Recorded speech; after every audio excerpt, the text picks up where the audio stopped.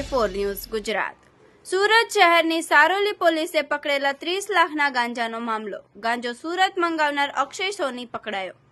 Mumbai crime branch પોલીસે આરોપીની મુંબઈથી ધરપકડ કરી છે। મુંબઈ ક્રાઇમ બ્રાન્ચ પોલીસે આરોપીને ઝડપી પાડી કાપોદ્રા પોલીસને સોંપવામાં આવ્યો છે।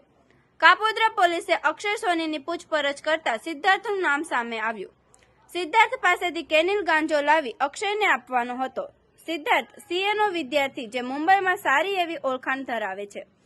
સારોલીમાં ઝડપાયેલ કેનિલ અને સિદ્ધાર્થ બંને મિત્રો હતા। ગાંજાની સપ્લાય માટેની વાતચીત તેણે ટેલિગ્રામ પર કરતા હતા। ઝડપાયેલા આરોપી અક્ષય અગાઉ પણ 2 વખત કુરિયરમાં ગાંજો મંગાવી ચૂક્યો છે। હાલ અક્ષયની પૂછપરછમાં સિદ્ધાર્થનું નામ સામે આવતા પોલીસે તે દિશામાં તપાસ શરૂ કરી છે। આવા અવનવા સમાચાર જોવા માટે જોતા રહો T24 ન્યૂઝ ગુજરાત।